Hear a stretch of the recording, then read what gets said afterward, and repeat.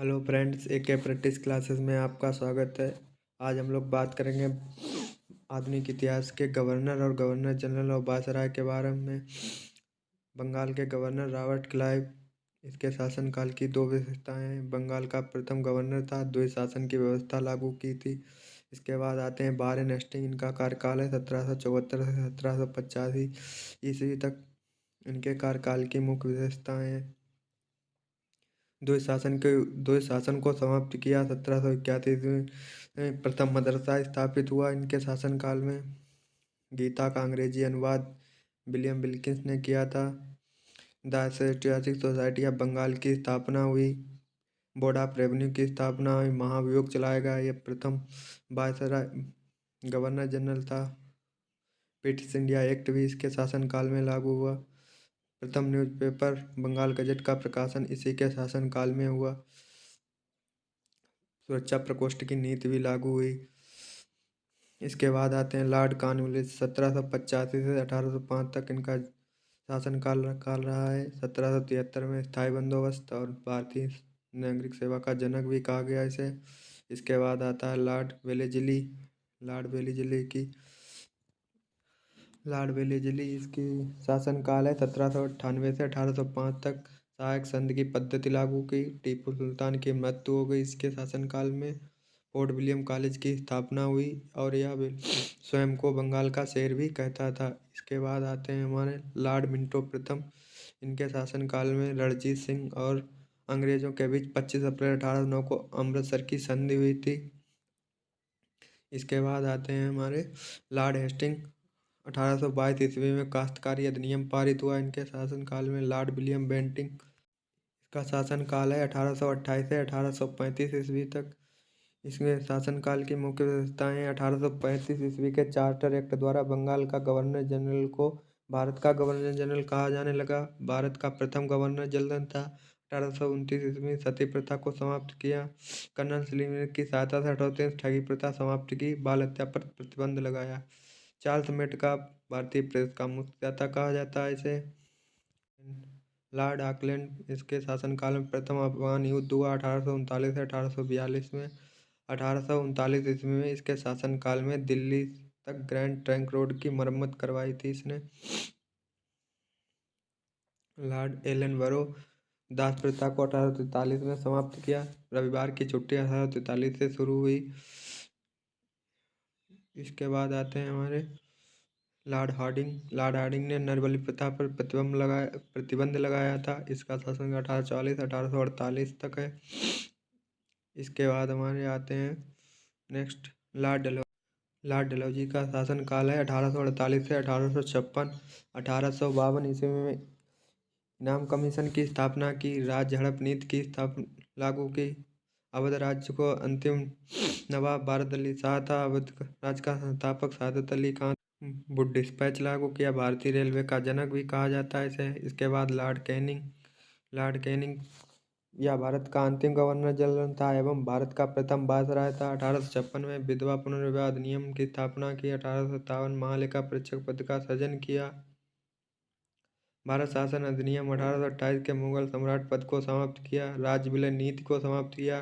1857 की क्रांति हुई जो लॉर्ड कैनिंग के शासनकाल में मुख्य विशेषता है। 1861 इंडियन काउंसिलिंग एक्ट और पोर्टफोलियो प्रणाली भी इसी के शासनकाल में लागू हुई थी। इसका शासनकाल 1856 से 1862 ईस्वी तक है।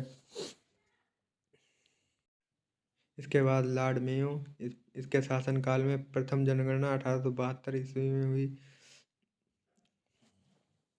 इसके बाद जो है लॉर्ड लिट्टन के 1876 से 1880 तक था। यह प्रसिद्ध उपन्यासकार एवं लेखक साहित्यकार था। 1878 ईस्वी में भारतीय समाचार पत्र का अधिनियम पारित किया था। 1800 में भारतीय शस्त्र अधिनियम पारित किया। सिविल सेवा में आयु 21 से घटाकर 19 कर दी थी। इसके बाद लॉर्ड डिफरेंट 1880 से 1888 ईस्वी शासनकाल। बंगाल का टेनेक्सी एक्ट पारित हुआ। 28 दिसंबर 1885 ईस्वी में भारतीय राष्ट्रीय कांग्रेस की स्थापना एएम द्वारा की गई, जो इसके शासनकाल की प्रमुख विशेषता थी। इसके बाद जो है लॉर्ड मिंटो द्वितीय, 1905 से 1910।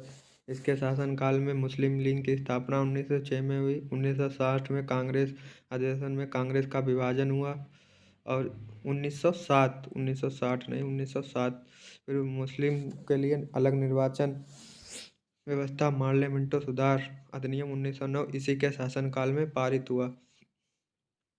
लॉर्ड कर्जन इसका शासनकाल है 1894 से 1899 तक।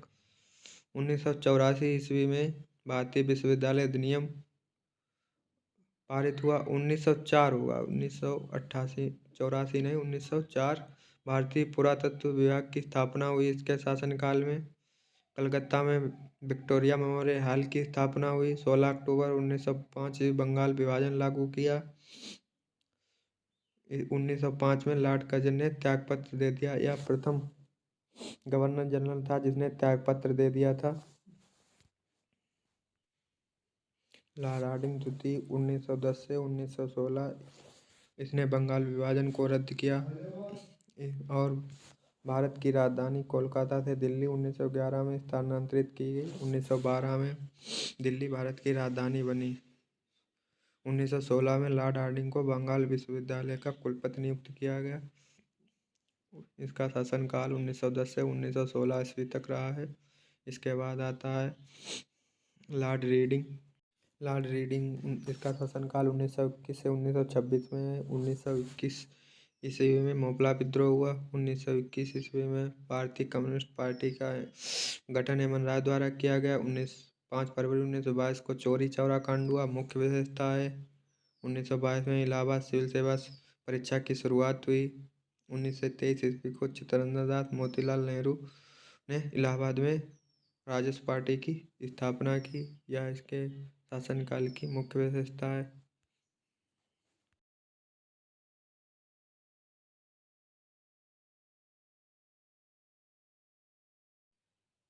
लॉर्ड चेम्सफोर्ड 1916 से 1921 तक इसका शासनकाल। कांग्रेस लखनऊ अधिवेशन 1916 में मुस्लिम लीग की स्थापना हुई। 1917 शिक्षा पर सेंट्रल आयोग का गठन हुआ।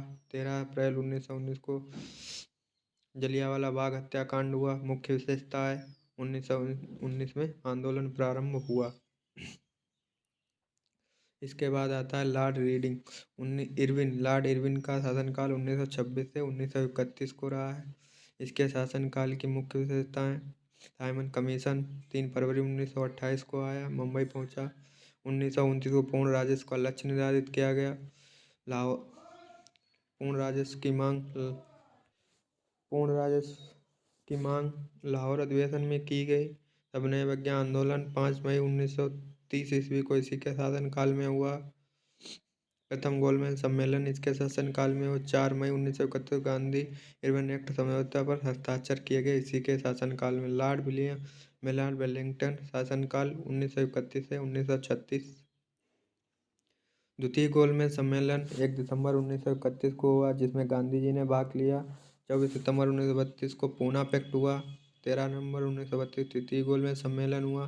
भारत शासन अधिनियम 1935 पारित हुआ।